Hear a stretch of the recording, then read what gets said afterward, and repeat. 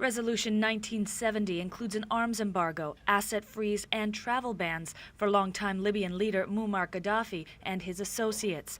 It also refers Gaddafi to the International Criminal Court for alleged crimes against humanity. For the first time ever, the Security Council has unanimously referred an egregious human rights situation to the International Criminal Court. Despite hours of debating over the language that would refer Libya's violent crackdown on protesters to the International Criminal Court, all 15 member nations were unanimous. In our view, a matter of the greatest urgency is to cease immediately the violence, avoid further bloodshed and civilian casualties, and to restore as soon as possible stability and normal order, and to resolve the current crisis through peaceful means such as dialogue. The Libyan delegation to the UN welcomed the vote and used the opportunity to appeal to the members of the Libyan armed forces. That they support their own people, that they renounce their support for Qaddafi, for this criminal leader, and finally that they no longer participate in these crimes and murders. This is a leader who loves nobody but himself. This vote comes a day after Secretary General Ban Ki-moon urged the Security Council to do everything possible to ensure the protection of all civilians in Libya. We must be mindful of the urgency of the moment.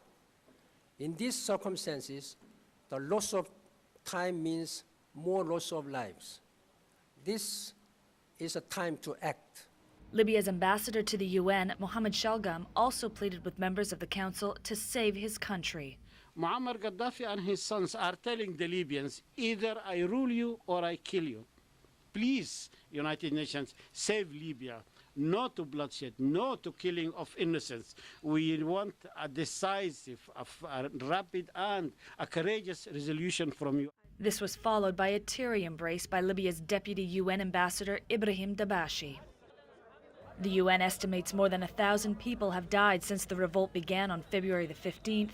Thousands more are fleeing the ongoing violence to neighboring Tunisia and Egypt. The referral of Colonel Muammar Gaddafi to the International Criminal Court is immediate, with prosecutors bringing back their findings to the Security Council within the next 2 months. This resolution sends a strong message to Qaddafi and to leaders of other countries where uprisings could be imminent that this level of violence will not be tolerated and those found responsible will be held accountable. Yet with protests in Libya heading into their 3rd week and Qaddafi still technically at the helm, the world is waiting and watching to see what happens next. Natalie Carney reporting from the United Nations in New York.